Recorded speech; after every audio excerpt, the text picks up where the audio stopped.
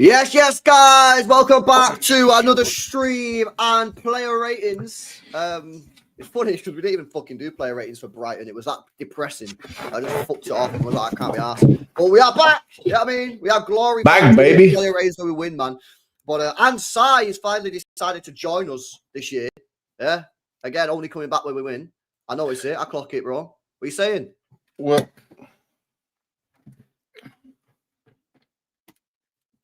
yeah, I'm back. Yeah, I'm back. Well, you know what the problem was since I haven't been here. Contract renewals and all that. Discussions of pay. I know how much you're making now. Each season, we need to discuss how much I get paid for every stream. And sometimes, discussion could take some time. And now it's sorted. I'm fine with it. Made me buy a new condo in Manchester for the proceedings and getting for LB. So life's good, man. That's good. Yeah. Now, big up to everybody in the building, man. Smash these likes up if you've not done so already, man. Player ratings, we're going to do it right now. Quite a lot to talk about, man. Some interesting performances from some of the players, some really good ones, some maybe not so good ones. And obviously, we've got a couple new players in there as well. You know what I mean, that we'll talk about as well. But yeah, smash these likes up. Let's start off with the new goalkeeper, guys. Yeah. Donnarumma. Yeah, a lot of controversy over this decision. A lot of fans didn't like it. A lot of fans did like it. Let's have a look at some of the numbers then. There you go. That's his heat map, Warrior heat map. 90 minutes played. He made 2 saves. 3 punches as well, which I thought was some of them punches were like really important. It just takes the pressure off massively. 1 save from inside the box. 56% pass accuracy, and I don't care.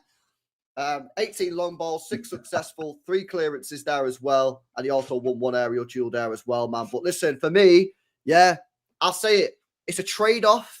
And that save he made from Mbeumo at 2-0 up, it's massive. If that goes in, because that's a world-class save. If that goal goes in, we're crumbling. We all know it. Let's just be honest with ourselves, yeah? The way this club is at the moment, if that goal goes in, we fucking crumble, mate, and we end up drawing or losing a fucking game. He saves it. It's a world-class save. 2 minutes later, we go down the other end and we score and the game's dead. That's what he's here for. It's a trade-off. Now, if he doesn't start making those saves, then yeah, the trade-off ain't going to be beneficial because his kicking is not as good as Ederson's. But on a game like today, you've just witnessed in the first game why Manchester City have made this signing in the first game. Yeah, because he's made a world-class save which kept us 2-0 up and we've then gone down the other end and scored and deaded the game. And if someone else is in there, that save isn't made. Because remember, yeah, this guy's 6'7" and he's only just made the save because it's such a good effort by Mbeumo. He's a world-class save. If that goes in, we crumble and we probably don't win the game. He makes a world-class save. We go down the other end and we fucking win the game 3-0. So for me, that game today, if you don't understand why Manchester City have made this signing, you've just seen it today. That's why. You're ranting, but I love it. I love when you're in this mood, bro. Let's be honest. Would Ederson have saved that? No, because I don't believe so. Exactly. I don't believe so. And as you say, it is a trade-off. But for me, I didn't feel like... I think Donnarumma did what he needed with his feet. I know his long ball wasn't precise, but the short passes I never felt uncomfortable. So for me, if that's the trade-off, if that's what we're going to see game after game, I'm more than happy with that. I thought he brought a lot of security to the back line. He's big, and I don't know if you watched the game in the international break where he skipped like 4 goals and punched the ball back into his net. Oh yeah. You mentioned his punches today, which were secure, man, and comfortable, like really going out of his net to punch that away. Mm-hmm. I thought that he was immense, and I think that reflected in the back line today. What he was doing. I agree. And the thing is as well, I said this, yeah, but the fact is, Donnarumma, right? You got to go back to how his guy's going to be feeling. This guy's just won the treble with PSG. Remember, he didn't want to leave. And he just won a treble, and they've told him to do one, mate, yeah? Like, you've got to understand his mindset coming to Manchester City. He's going to want to prove everybody wrong at PSG for this decision, yeah? And the fact is today, I just think if you were in any doubt about why Manchester City signed Donnarumma, you've just today. He makes world-class saves that keep you in the game or keep you ahead, and then you go down the other pitch and score. Absolutely incredible. Alex, I'll get it started. Listen, I'm going to give him an 8.3. And the reason I'm going to give him an 8.3, you might think that's high, but his punching was exceptional. And for me, that save is a world-class save, and I think it's mad important. If that goes in from Mbeumo, yeah, I think we crumble, bro. And he saved it. We've gone down the other end and scored, and I think therefore he deserves a good. So I'm going to go 8.3. Where you at? You have to take the timing of the save into consideration. So it's not just a world-class save. It's also at what point of the game is he making it. And you're right. If that goes in, I think it was around the 60 minutes, so wasn't it? If that goes in, I think a lot of fans and also the players would have very negative thoughts when you look back at last season and just with Brighton. So big game for him, and it's his first game for us. And I'm all here for the glaze today. Normally I don't glaze, but I'm all here for the glazes. I'll give him an 8.5. I'll beat in every point. Yeah. I'll glaze it. Yeah, everybody's in the 8s. A couple of people have whacked him in the 9s, but yeah, everyone's in the 8s, man. So yeah, fucking what a debut, man. What a debut. And I just like, you know what? Like when I speak about him, I feel like I'm disrespecting Ederson, and I don't want to do that because I think Ederson's the greatest goalkeeper we've ever had at the football club. But I feel confident with Donnarumma in there. I feel confident. Things can be true, bro.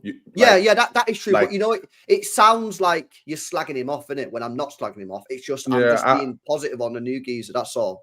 Understand what you're saying, but yeah, I think everyone appreciate what Ederson done for us, and now it's time to move on. And one of the points, just to finish it off, is that I like, and why I'm comfortable with it, is that apparently Pep have been wanting Donnarumma since like Joe Hart. Apparently, I didn't realize that, bro. And that he understands that he's not Ederson, and that they will adapt to that. He won't ask Donnarumma to do what Ederson did. That's very comforting for me, that he has that self-insight and want to apply him in the correct way. Yeah, facts. Erling Haaland's just come out, by the way, and said, I might give player of the match to Donnarumma. He was actually incredible. He was actually unbelievable. So, yeah, obviously the players are already seeing it, man. Fair play. I think those two, having those two focal points in the team, will create an immense connection throughout the team with mentality. And just, having clutch players in each end, which both players can win you the game. We haven't had a goalkeeper that, not just like Ederson, but that could win us games by saves. Last year, the team was too passive. The team was too passive. Yeah, what we needed last year was fucking players to stand up, and say, "Fuck this, man! I'm getting fucking stuck in here." Yeah, and that's not me saying it. Kevin De Bruyne said it. He said the team's soft. Bernardo said we're playing like a bunch of under 14s. Yeah, the players were saying it themselves. And what we've gone out, you've gone and bought Huzanov, who just gets stuck in and takes everybody out. And yeah, he'll probably die that down a little bit in years to come with his experience and that. You've now got Donnarumma, who apparently, people who are at the game saying they could hear him shouting all game at the defense, marshalling the defense. So this is what I want to see, man. Big up to Dark Shadow, says funny stats since the start of last Premier League season. Man United have never won 2 league games in a row. Yeah, no, they're fucked, bro. They're actually fucked. I think that manager's going to get sacked, bro. I'll be real.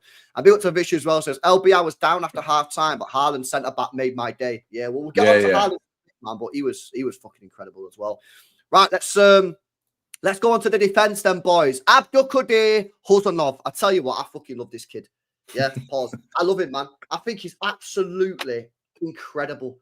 He's everything that I love in defenders. Yeah.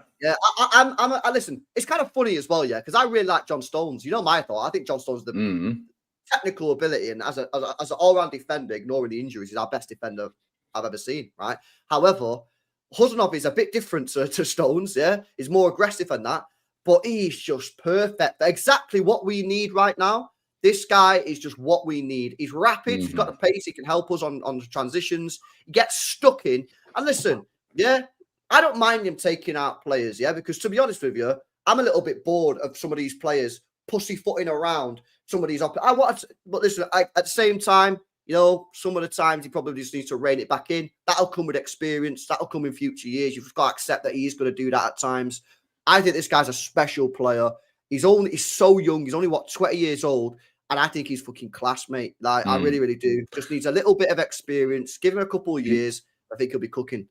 For me, he's the perfect sort of defender for this area of football, where you need to have pace, and you need to be physical, and you need to be dominant in your aerial duels.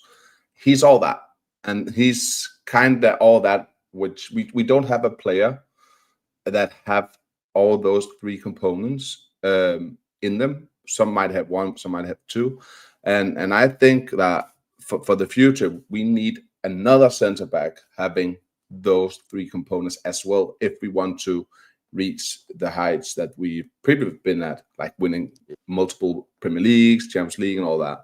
So for me, I think a lot of City fans have been crying out to see him start regularly. And now it seems that Pep have, He's realised. Yeah, exactly. Well, let me go through these stats then, man. So he played 90 minutes in the game, 6 clearances, 4 interceptions, got dribbled past just a 1 time. He won 3 out of 6 ground duels. He won 2 out of 4 aerial duels, 78% pass accuracy, 5 long balls, 3 successful, and 1 dribble attempt successful as well. I'm going to give him a... what should I give him? I'll give him a 7.5. I'm a 7.5. I think it was good, but I'm not going to glaze him too hard. But I think he's exactly what we need. But 7.5 is where I'm going. Where you going? I understand what you're saying. For me today, it's an 8. I think with him and Donnarumma is the difference today in our back line. It just gives so much security having pace in your back line, and that affects the rest of the team throughout. Both the defenders, but also your midfield and all that. And our midfield wasn't good today, and we will discuss that. And I think we got away with a lot today because of him. So for me, it's an 8. Okay, cool. Some people are saying, I don't know, man. I just thought, a couple of things he could have done slightly better, but don't mean I don't think he was good. I still think he was good, and 7.5 is still a high score. All right, and cool. Let's move it on to Ruben Dias then, guys. Obviously, he's been getting a little bit of criticism over the last, 2 years, but it's sort of really picked up over the last year or so. That's his heat map today. 90 minutes played, 7 clearances there, chat. 2 ground duels, didn't win any of them. He won 3 out of 5 aerial duels. What else? 94% pass accuracy. There you go. I thought he was all right, to be fair. I actually didn't think he was particularly bad. Obviously, yeah, there was that moment in the first half where the complete lack of pace caught him out. But I think he was offside anyway, actually, Sesko. But I thought it was all right. I thought he headed the ball away when he needed to. I don't really remember doing anything too bad. I don't think it was like a great performance, but I think he was just okay, no? I think he had a lot of aerial prowess in the midfield, like winning second balls and winning balls when India kicked it, which is something I don't think we've been seeing a lot from him lately. So for me, I think he did really well today. He did what I expect him to do, and let the back line. Yeah, he did the tackle. Did it end in a goal? Or did it almost end in a goal? Can't really remember. For me, I'll give him a 7.5 today. I think he needs some flowers. I'll give him a 7.2 is where I'll go, which is again, it's a good score. It's a good score. Okay, Gvardiol, who actually got a lower score on SofaScore than Dias, which is wild because I thought your score was better than Dias, but it's only our scores that counts. Yeah.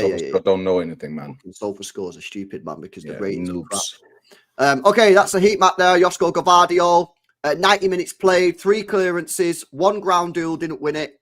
Lost the ball 7 times, 87% pass accuracy, 7 long balls, 1 successful. So the stats say he smelled, but I thought he actually played quite well. The number of times he cleared the ball away, a lot of headers away from the box. Sometimes these stats are not always like representative of what happens, which is why you've got to use the eye test alongside the stats for me. 100%. I think he was better than Dias today. Yeah, but the stats, this is chat to tell me he wasn't. So I don't think it was like amazing, but still good performance. I'll give him a 7.5. I don't think I can split him and Huzanov that much, to be fair. I think they're both at the same sort of level. So I give him 7.5 alongside Huzanov. Yeah, and I think he did great today, especially when you consider him coming back from an injury and have been playing this season. Definitely been missing in defense. He also have some pace, so having him on the either side of Dias, it's such a huge thing for us. For me, still a bit rusty, had his moments, but I'll give him a 7.6. Who do you think was better today, Dias or Gvardiol? A bit of a debate in the chat about who was the better centre back. Well, I gave the Dias a 7.5 and I gave Gvardiol a 7.6. So that is more for his defensive moments in the second half, especially on the left side.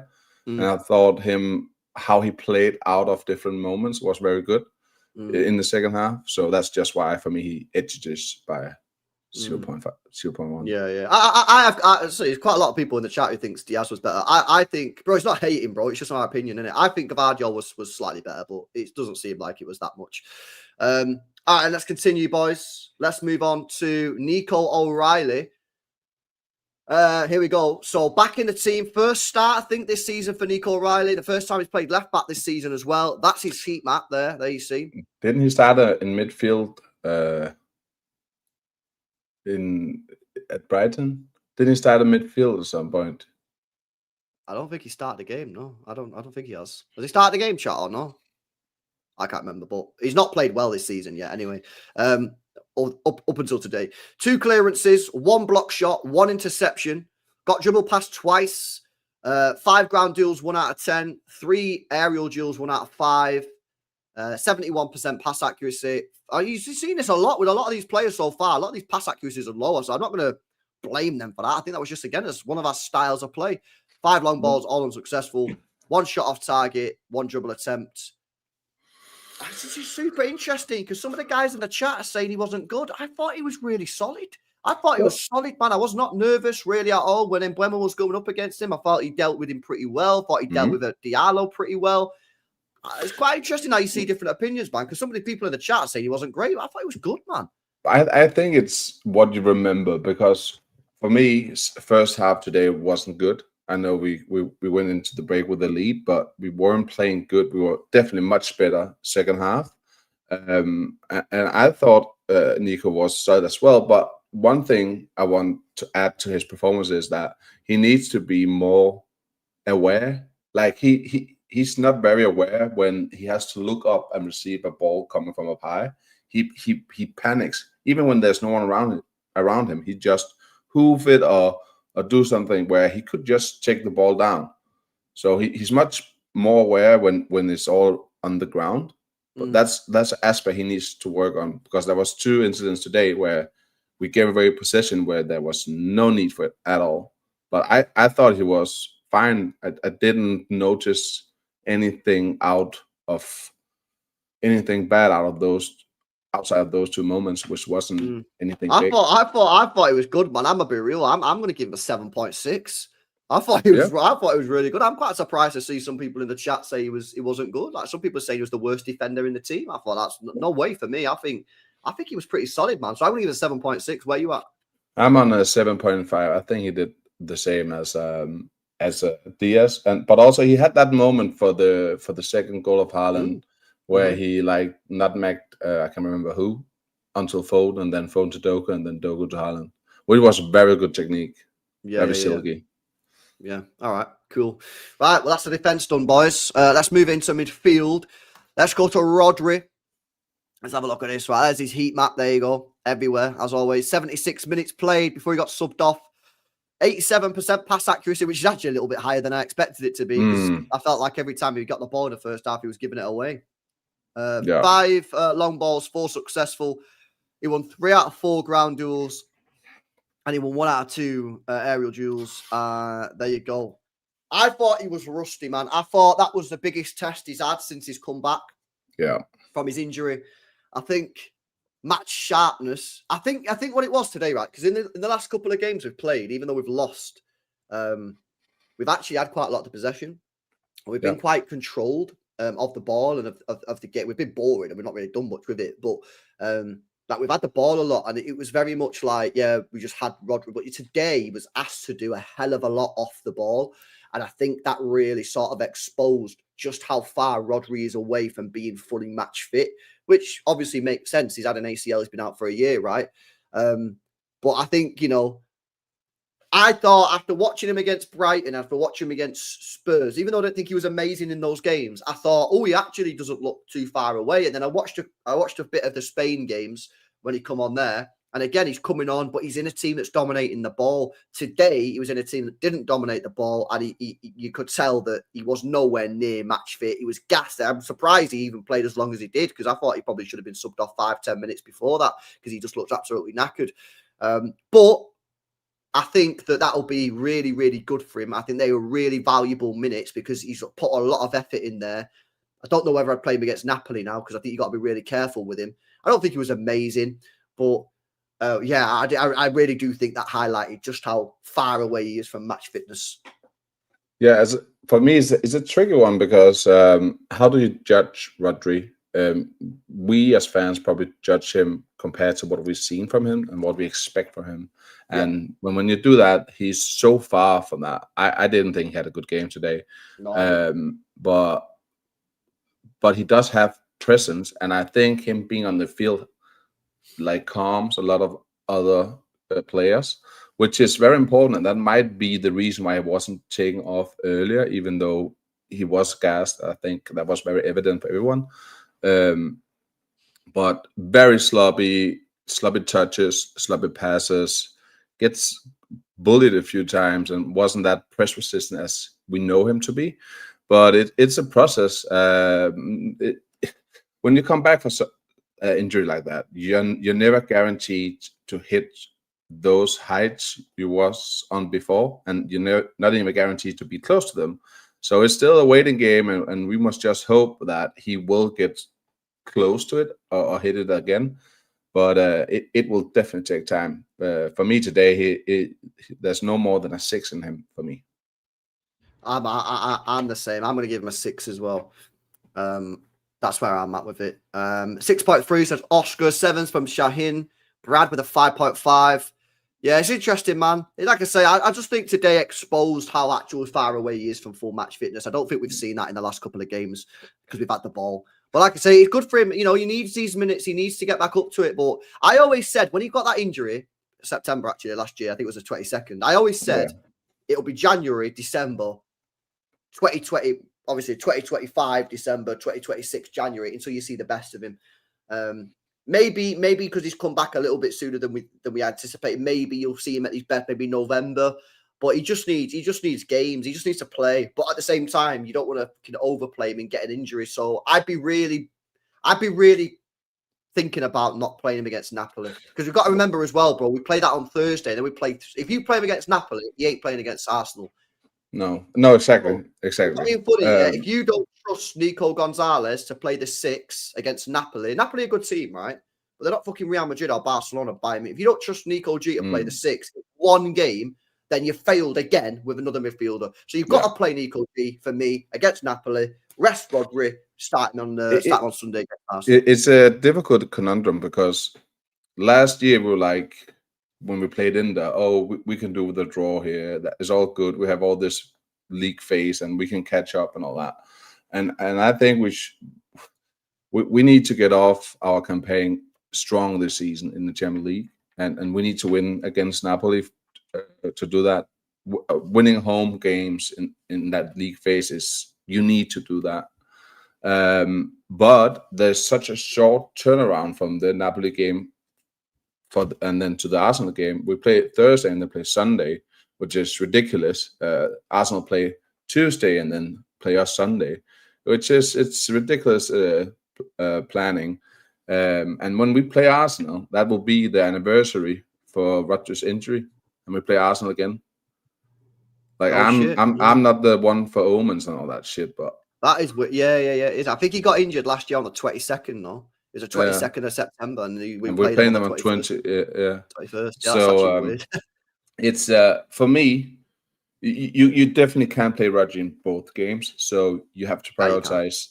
You've got to play Nico Gonzalez. I'm sorry, if you're telling me we can't play Nico Gonzalez against Napoli, when you're telling me we've flopped the signing again, you can't tell me that if you're not prepared to play Nico Gonzalez against Napoli, to rest Rodri for the game 2 days later, you've got to, you can't then tell me it's not a flop signing. It either is a flop signing or you trust him to play Napoli. You've got to throw him in, rest Rodri, play Rodri against Arsenal. Simple as. And if you don't trust Nico G to play against Napoli, then you've got to tell me it's a flop. And if you're not, you're lying to yourself. Facts. No one can dispute that. It's factual information. All right, let's continue anyway. You know what? Let's do Reijnders, bro. Let's do Reijnders because he had an interesting game. There you go. That's his heat map. Gets about, doesn't he? You know what I mean? You'll see him pop up in all the different sort of places. 90 minutes played. 88% passing accuracy, which again, probably a little bit higher than I expected, to be honest with you, because I felt again, and he was giving the ball away loads in the first half.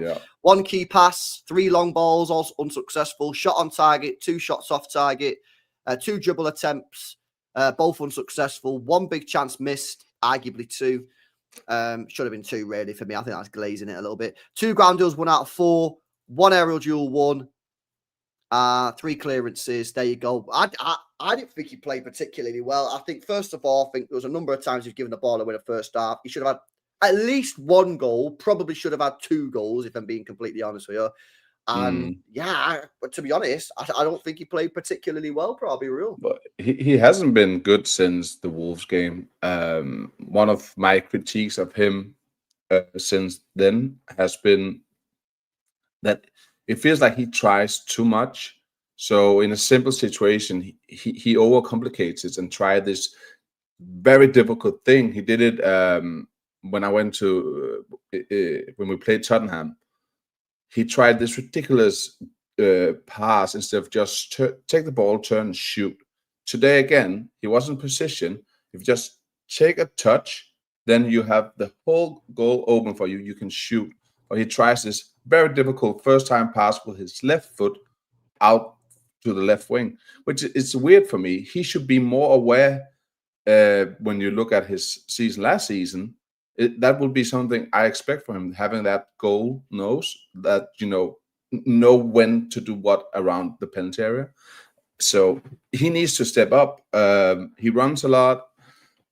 He just needs to calm down a bit, I think. And when he gets that, I think he will definitely be a you know what he's got in his game though. You know what he's got in his game with his in his locker is that this guy is going to score goals, right? And Kevin De Bruyne so many times had bad performances, but popped up with a goal or a big assist. Reijnders is going to do the same because he gets into really, really good areas of the football pitch. He could have had 2 goals today. If he scores those 2 goals, everyone's going, fucking mint. Well, actually, I don't think he played particularly well, but because he gets into the right areas, Lampard was probably the same with Chelsea. Lampard scored goals all the time. There was probably games where he played bad, but popped up with a big goal. And them sort of players they're very interesting because even though they play not particularly great, you don't really want to take them off, especially if you need a goal, because they can pop up with a goal. He could have had 2 goals today. Easy. Not even like Glazer. He probably should have had 2 goals. So I think that even though I don't think he played well, I still think it's a great sign, and I think he's going to be great for us. I think he'll score loads of goals. I just think that he probably needs to sit down with the coaching staff and just analyze why it's not quite ticking yet. Because obviously, I always go back to that Wolves game. The first 20 minutes against Wolves, he was poor, and then it clicked. But the last 3 games, I don't think he's been particularly great. But I have no concerns about him as a signing. I think he's going to be a top player for us. I just think he might need a little bit of time. He's rushing things too much for me, and just need to tone it back a little bit, and then I think everything will click. I'll give him a 4. 4? Shit. Fuck me. Well, it's got to be lower than a 6 because 6 is average, and he wasn't average. What did you give Rodri? I give Rodri a 6. Okay, so 4 is poor. 4 is just below average. That would be 5. Yeah, cool. There we go. I'm not done. I'm just trying to get your reasoning. I think 4 was harsh, but I'll give him because I'm in a good mood today. I'll give him a 5.5 for the effort. 5.5 for effort. Okay, effort points. Yeah, nice. Right, let's come on to someone that played well. And this, again, I say it again. For me, this is the biggest positive that came from this game. I've been waiting for over a year, for fucking Foden to get back on it. Yeah. And for me to be like, yes, he's finally back. And today, Foden, he was there, man. Let's have a look at his numbers, chat. That's his heat map. Look at that, man. Look how deep he is. He's a fucking attacking midfielder. Look at that. It's crazy. Never seen that in my life. Unbelievable. When have you the last time seen us have less possession than United at Etihad? I don't know. I can't remember that. I don't know. We'll have to see how we play in these next 2 games. This is the thing. We was always going to adapt styles. We're never going to play the same. I think Pep's realised we got to adapt the style. Yeah, you adapt or you die, bro. That's just the facts. Sure. And, over the last year, we've not adapted. And guess what? We've died. Yeah. And I think Pep's got to the point where he's like, I can't keep playing the same way. It's like that. What's that saying? You keep doing the same thing, expect different results, then you're a fucking idiot. Insanity. Yeah. Oh, yeah, that's what it is. Yeah, not fucking idiot. You're insane. You're insane, yeah? If you do the same thing over and over, you're insane, yeah? And to be honest, that is what we've been doing over the last 12 months. We've been doing the same, yeah? And, we're going insane. We're all going insane. I've gone bald. I've gone fucking bald, man. Yeah, whereas now he's adapted. Let's see what happens. Let's have a look at his numbers. 90 minutes played, goal, unbelievable header. We'll get on to Doku in a minute, yeah? But right now we're glazing Foden. Unbelievable header. 85% passing accuracy, 1 key pass, 1 cross unsuccessful. He had 8 long balls, 4 successful, 1 shot on target, 1 shot off target, 3 dribbles, 1 successful. 4 ground duels, 2 successful. Didn't win any of his aerial duels, not surprising. He's not the biggest guy in the world. And then interception as well. The main thing for me with Foden today is he looked alive. There was a lot of games last year where I was watching Foden and I was just like, there's no one there. I'm watching him on the pitch and there's no one in there. The lights are on, but no one's home, as they say. Like, I'm just watching him go around the pitch, ghosting in games, just not getting on the ball, not demanding the ball, not being brave on the ball. Whereas today, every opportunity, give me the ball, give me the ball, give me the ball. Try to take players on, making passes. Yeah, we're seeing him. We're like, yes, Foden's on the fucking pitch. Whereas last year, there was times I was like, I forgot he was on the pitch. And that's what I've been waiting for. We've seen signs of it at the Club World Cup. We've seen some signs were like, yo, is he back? But I was a bit hesitant to say anything because it was a Club World Cup. And, you know, it's a bit of a weird tournament. No one really knew how to assess it. But today, that's the best he's played in over a year, man. So also, more of that needed. He seems so light and silky today with his touches and movements and turns, which, as you said, we didn't see that last season. So I'm so happy for him, man. Scoring in this game means a lot for a guy who bleeds blue, and I'm really happy because I've heard and seen a lot of donors up to this game, like Adam Akola and Rory, slacking Phil off, like the shit they've been talking about Foden for having one bad year is ridiculous. So seeing him score today and play like that warms my heart, man. I'm so happy. He just needs to build on this. Last January, he came in and scored a few goals, if you remember. And we thought, nice, he's back. We need him to be back this time. We need him to build upon this throughout the season and until the end of the season. This can just be not even start of but you said about all the players, you know, Doku played well, we'll get onto him, mint, but again, if he's shit for the next 5 games, it means fuck all. The fact is, world-class players are world-class because they're consistent. So we need these players, you know, positive signs with Foden today. I thought it was really good. I need him to be consistent now. I need him to lead this team. Listen, he's now starting to take on more responsibility. He's not a kid anymore. He's 24 years old. He's played nearly 400 games for club and country. He's an experienced player. Yeah, this is what I've always said. Part of me is just like throw him in the captain's group. I think he needs that responsibility. I think he needs to have that responsibility on his shoulders to say, you're not this kid anymore that can rely on Gundogan and rely on Kevin and rely on David Silva. They're not here anymore. They're not here. You're the guy. Yeah. Now we know he can do it. We know he can do it because he did it 2 years ago when he won the PFA Player of the Year. It was fantastic. And we won us the league. And we wouldn't have won that league without Foden that year. Yeah, but obviously last year he dropped off. Right, done. Forget about that. Get back on it. And so far, it's looking good. I'm going to give him a good score. I'm going to give him what am I going to give him? It's going to be in the 8s. Yeah. I'm going to give him a... What did you give Donnarumma? I give him an 8 point... I think I give him an 8.3. Donnarumma. I think I gave him an 8.5. And for me, Foden was better than Donnarumma. Yeah, I'm going to give Foden a 8.4. So I'm going to have him just above Donnarumma for me. But it's a close one. What are you saying? No, I agree that he's above Donnarumma. And I gave Donnarumma 8.5. And for me today, Foden was an 8.8. I thought that goal was beautiful taken. So many silky touches and passes. That was the old Foden, and I want more, man. That shit is addicting. Yeah. Yeah, there's a coach in the chat saying Donna was better. Chat, who are you saying is better so far? Foden or Donnarumma on your match ratings? Let me know in the chat what you're saying, Foden or Donnarumma. I've got Foden just, but it is a close one. All right, then. Let's save Doku. Let's go do Bernardo Silva. I owe 50 quid. I will donate that in a bit. Here we go. Because I bet Pulpy 50 quid that Bernardo Silva will never start right wing again. I thought it was dead. I thought it was never going to see it. 4 games into the season, he starts right wing and 50 quid down. Right, okay, there you go. That's heat map. I mean, can you really say this is right wing? Is this not right back? No, look at the heat map. Look at this, guys. Right, let's have a look. 88 minutes played. He got 1 assist. Which assist was he? What did he get? Which one was that one?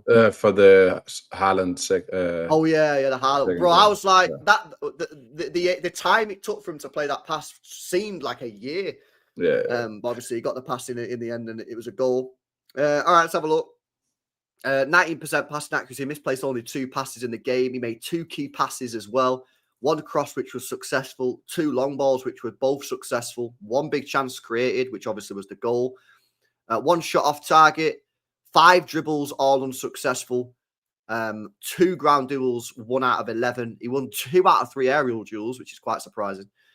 Yeah, there you go. Bit of a weird game for Bernardo Silva. I thought, first of all, I actually didn't think he played that bad. I see a lot of people in the chat who are hating on him. I think there's a bit of agendas going on here, but I didn't think he was as bad as some people are making out, to be honest with you, boys. I'll be real. I don't think that is a position that we can play him a lot in. I don't think he's good enough. I think he's lost that. He was never really rapid anyway, but that little bit of quickness, I think he's lost it. But I think today he did a job. I thought he was decent, and that's what I'd say. Remember, him playing right back allowed Foden to play in the middle, which is where we have all said we want to see Foden play. So I understood what the thought was behind it today, but for me, he wasn't good. Like he even seemed gassed as well, and he, especially in the first half, he lost a lot of stupid balls. Wasn't as shaky and silky as we normally know. So for me, he did, as you said, a job. He was decent. He got the assist. We shouldn't neglect that. So for me today is 6. Okay, I'll give him a 6.5. I'll give him a 6.5. Okay, cool. That was nice and quick. Right, let's talk about it, man. I know some people want to glaze. Yeah, we need to do it. Doku today. Let's have a look at this, man. So that's his heat map, left-hand side. Yeah, 77 minutes played, 2 assists. Yeah, 83% pass accuracy, 4 key passes in the game, 1 long ball, which was successful, and 2 big chances created. He had 6 dribbles, 2 successful, 6 ground duels, 1 out of 13, 1 aerial duel, 1 as well. Lost the ball 17 times, 1 4 fouls, and made 1 interception. Fair fucks to him. He gets his Haaland assist. He's now got 2 Haaland assists. Love to see it. I thought, you know what, mate? I thought, you got to give the guy credit. I thought it was great today. I thought, when he went on that right-hand side to get us the first goal, yes. That's why I want him to play on the right. Yeah. Putting him on his stronger foot. In the second goal that he created as well, that was a right-footed pass. Yeah, he played it with his right foot. I think it's clear as day that this guy needs to play on the right-hand side. Both of his goals today come with his right foot. He needs to be stuck on the right. That's where we bought 100%. him. That's where he played most of his games for Stade Rennes. Yeah, stick him on the right, stick Savinho on the left. Job's a good one. Yeah. Well, bro, I can agree more with you what you're saying on Doku. I even tweeted it that it's no surprise, and when he got on the right side, he did what he did and then created. Him and Savio can't shoot for their life, bro, and they don't score goals like Yamal and Saka. They're just not those players, but they have so much talent to beat a guy. They're quick in the first few meters. Like, use that. Play Savinho on the left, play Doku on the right, let them take their man on, run to the back line and cross it. We have a monster in the penalty area. And now we have Reijnders who's running to the back post. You have and then just ask either winger to run to the back post when they're not crossing it. Do what we did with Sané and Sterling. Like, let them run to the back line and cross it. For me, very good game. I hope that Pep saw what we saw today and that he will start exploiting that and just be like, we can get so much out of them GNA wise if they just do a lot of assists to Haaland. We have the best striker in the world, man. Use him. Bro, this is why I always said, right? This is why I always said about Doku, yeah? Is I always brought up this stat about the 1 assist in 2 years to Haaland. Because for me, if you're playing Haaland as a striker and you're a winger in the football club, you either need to be doing one of 2 things. And if you're a world-class player, you do both. You either need to be creating loads of chances for Haaland, or you need to be scoring goals, like shitload of goals.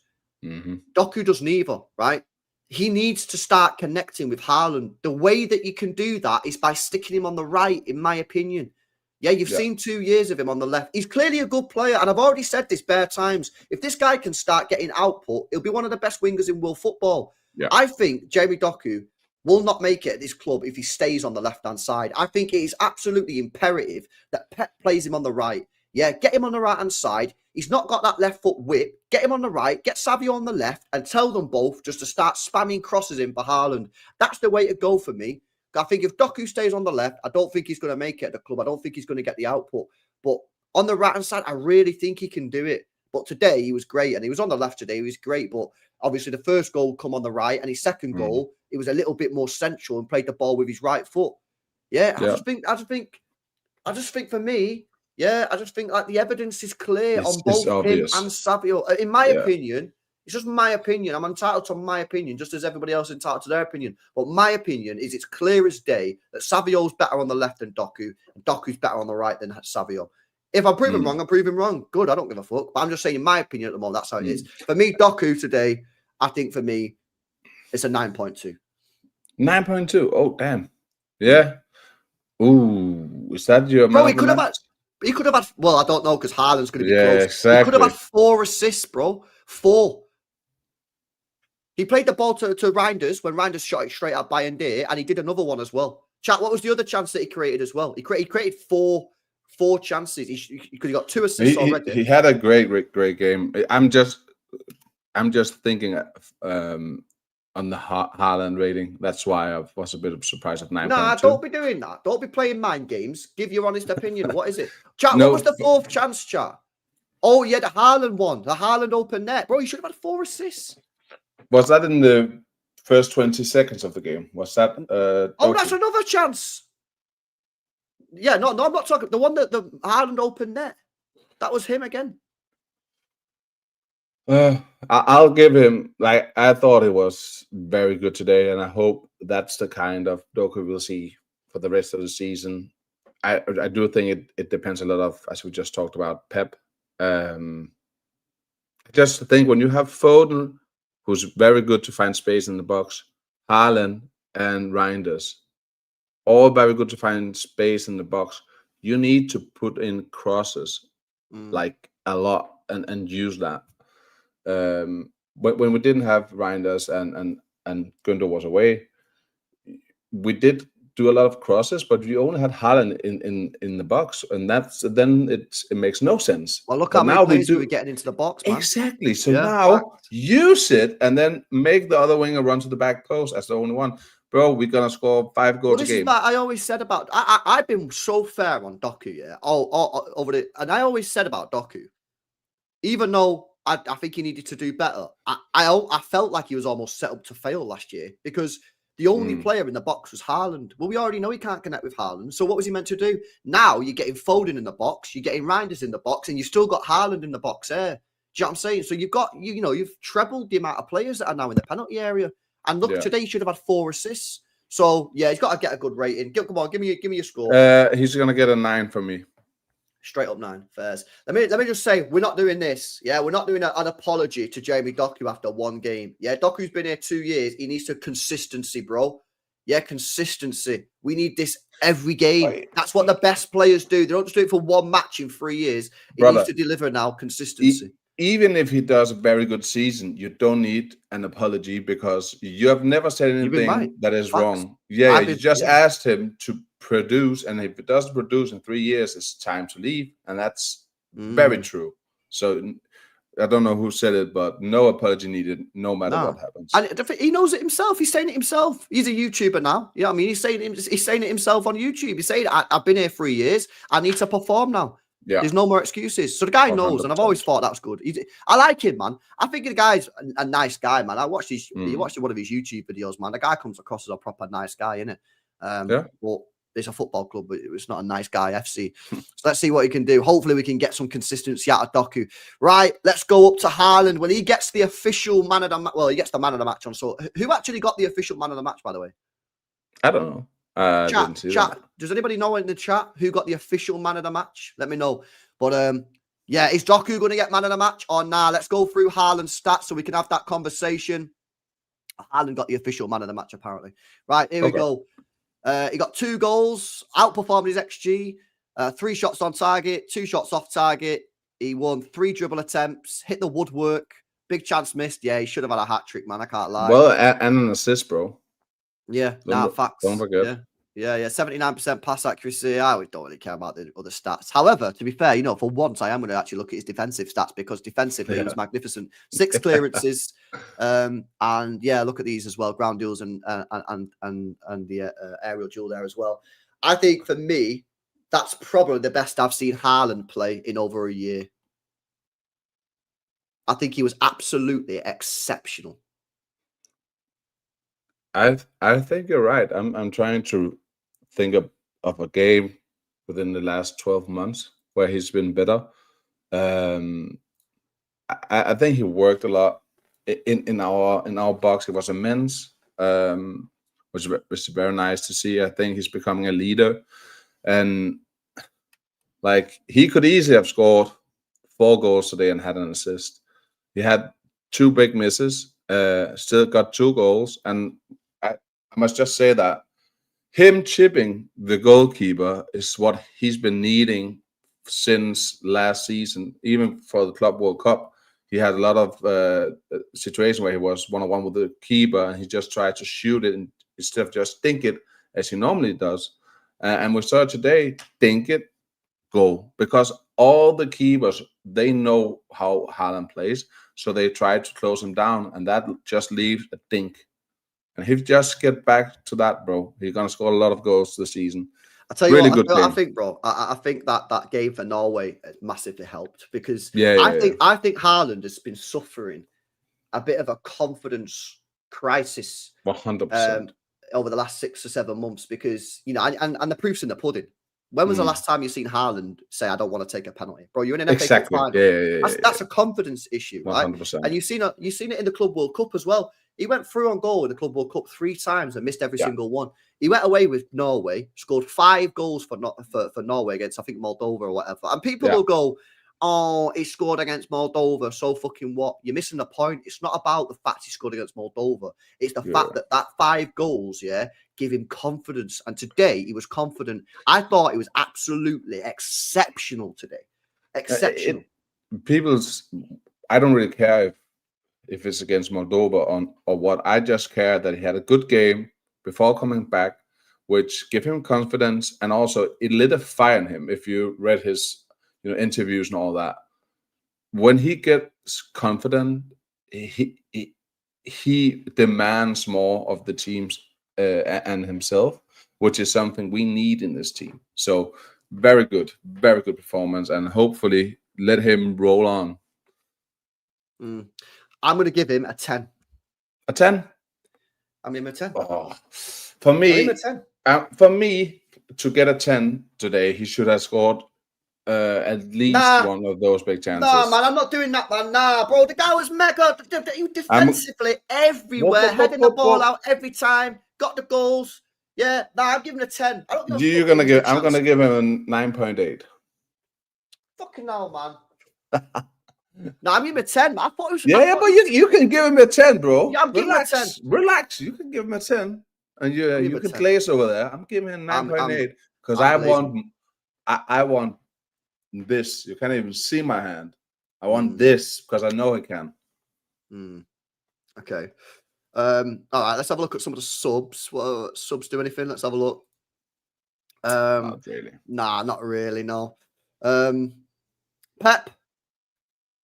Well, it's a weird performance today, wasn't it? Did you think we actually played well or not? I don't know. The first half, we definitely didn't play well. First half, definitely. And I was very afraid because so many times we've been leading at half time and played the better football. And then we come out after the break and then we just look like shit.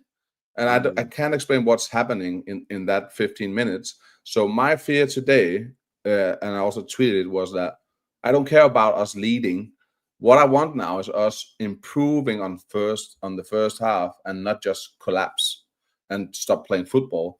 And I think we did that. I think we played much better in the second half than what we did in the first half. And that's very encouraging. So it was such a strange performance. Like there wasn't a high level game. It wasn't like I'm just interested to see if that is something that we're going to continue with in the sense that we sit a bit deeper, but then at times we weren't sitting that deep at times. No, but that's the thing, AB. We didn't low block that. That's the thing. That's not true. We didn't low block the whole time. There was plenty of times that we had a really high line. It was a very, very weird game. It was a weird performance, man. And it's I don't think we played great, but at the same time, we could have scored 8 goals, 10 goals. Yeah, we could. We actually could. We could have won a lot. If you actually look at some of those chances, bro, we could have. It's weird, man. Obviously, at the same time, like, is this just a new way we're going to be playing, us launching? Yeah, I don't know. But is this just another Wolves game where it's not so much about how we played rather than the opponent? Because I think everyone knows we weren't great in the Wolves game, but we still scored 4 goals. Very clinical. Haven't been clinical in the other games. Today, we did create a lot of chances and was kind of clinical, you can say, but you still missed like 3 big chances. I'm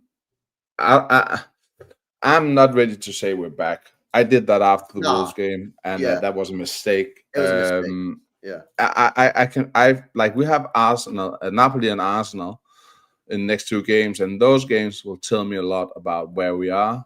But as of this moment, I think it was more about the opponent and their level. It wasn't a high level game. Do you know what I mean?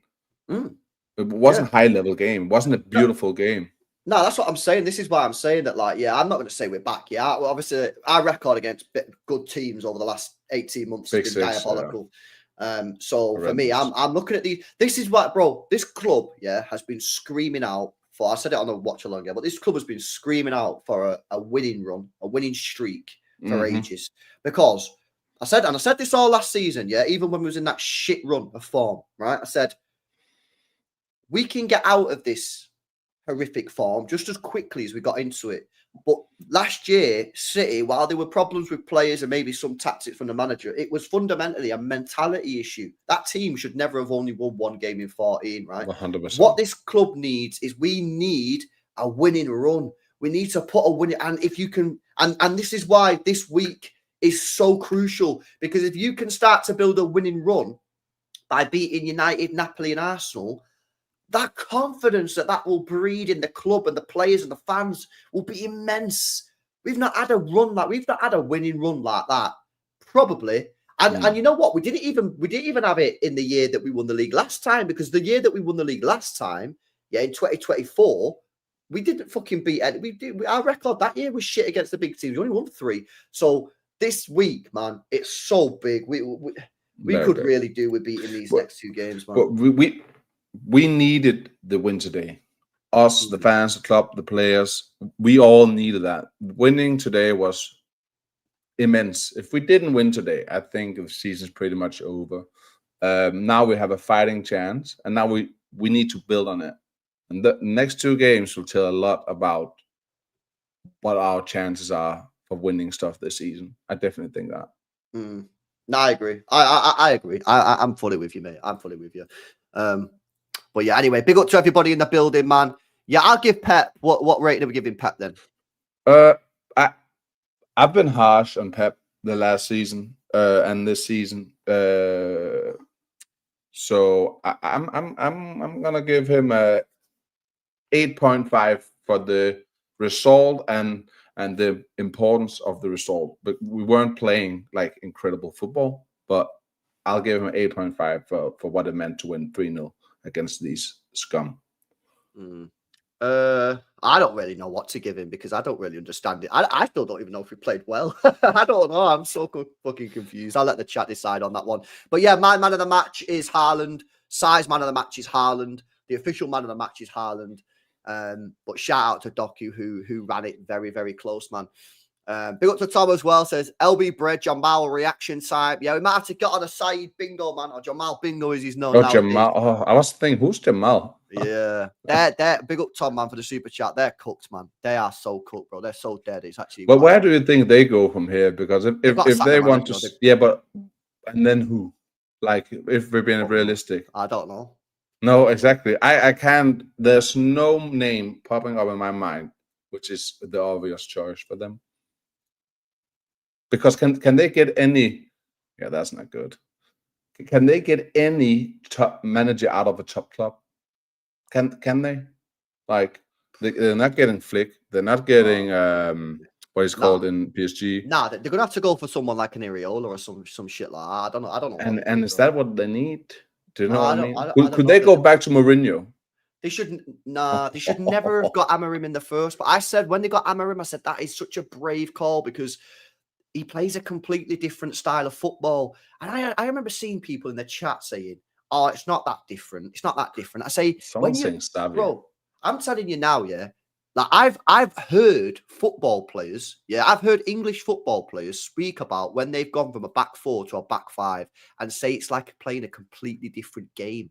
It's completely different. I remember when Mancini tried doing it at City. Do you remember when Mancini tried doing it? I think it was in his last Pep year. did it in the Champions League against Lyon. Yeah, at some point, he did. But Mancini, shit. but he ran it one time. Mancini did it a couple of games, and we were diabolical, man. Yeah, I remember. I think it was like Mika Richards. I think played centre half, but like right-sided centre back. I think he played like Savic and shit like that. And we were hanging. We were so shit. And it's because it's so different. But some people just think, oh, it's not that different. You're just playing a five. No, it's not. No, it's not. Playing a five at the back and playing a four at the back is completely different. And it can. And by the way, and I said this, when they got him, I said when you play the five at the back, you need runners in midfield, because you only have two players in midfield, whereas normally you have three. And I know that. And the reason I know that, and I clocked this, I learned that when England played Croatia under Southgate, and we had five at the back, and we had two players in midfield. It was Henderson and someone else. And in the second half, Croatia just spread players across our midfield, and they just completely opened it up. And that's the day I realized, I learned that day that if you're going to play a five at the back, you need like Balabas in midfield. And obviously, United wanted Balaba, they didn't go and get him, and now they've got like fucking Ugarte, who's shit in that system because he's slow. You need athletes, you need Caicedos, you need fucking Balabas. That's why when they got linked with Adam Wharton, I was like, he's not the one for you. So I think they need sacking, man. Do you know what I'm saying? Yeah. But anyway, there we go. Right, big up to everybody in the building, man. Big up to Jace as well. Says new aim of the game this for us this season. Play weird, confuse the ops. Yeah, it's Stoke time, bro. I don't care how we win, man. We just need to win. Exactly, man. Exactly. And you know what, as well, seeing that fucking Donnarumma save today has justified that signing already. Yeah. Now listen, he'll make mistakes. Of course he will. He'll probably pass the ball to someone and give a goal away. Of course he will make mistakes. But Ederson did that as well. Yeah. But today, Trafford did that as well. Yeah, Trafford did it as well. But today you've seen why if you've any doubt as to why Manchester City signed Donnarumma, watch the game today. That save at 2-0. If that goes in, that shot from Mbeumo, which is a great shot, by the way, we crumble. We ain't winning that game. Not with his mentality this team has at the moment. Man. He makes the save. Perfect. We go down the other end, score 3-0, game over. We win the game. Donnarumma, massive. So, I'm buzzing to see him make saves and see where we go from there. And I'm looking forward to see him in the Champions League. I have a feeling, because he is such a Champions League player. It's like Haaland. You know, you have these players they're just made for that competition. Of course Ronaldo was that as well. Haaland's made for that competition, and Donnarumma is as well. Of course he is. Yeah. I'm looking very much forward to it. In a cup competition, the value of having a goalkeeper that's good at playing out from the back is outweighed by someone that makes saves. Because if you lose, you're out. If Ederson, doesn't make a save in a league game, who gives a fuck? You've got 37 other football matches to go and win the league. If he doesn't make a save in the Champions League, guess what? You're out the tournament. Yeah. You're out. Remember Courtois against Liverpool in the Champions League final a few years ago? Bro, incredible. Real Madrid got smoked in that final, in my opinion. I thought Liverpool well deserved to win the game, but Courtois was just unbelievable, made pure saves. They go down the other end, win the game. So, that's where it is, man. I'm not looking forward to it. Anyway, chat, still to come. We'll have the Sai bingo coming up soon. And we've got the panel show as well, about 10 o'clock as well. So make sure you come back at 10 p.m. for that as well. Shout out to Sai for getting his ass up and getting back on the channel, man. Be up to Sai, be up to everybody in the building. Smash these likes up before you go. Make sure you are subscribed to the channel. This is the second channel, so make sure you are subscribed. And Jay's going live at 8 as well on his channel, J Talk Sport, if you want to go check that out. But if not, I'll see you at 10 p.m. on the panel show. See you in a bit. Bye-bye. See you in a bit.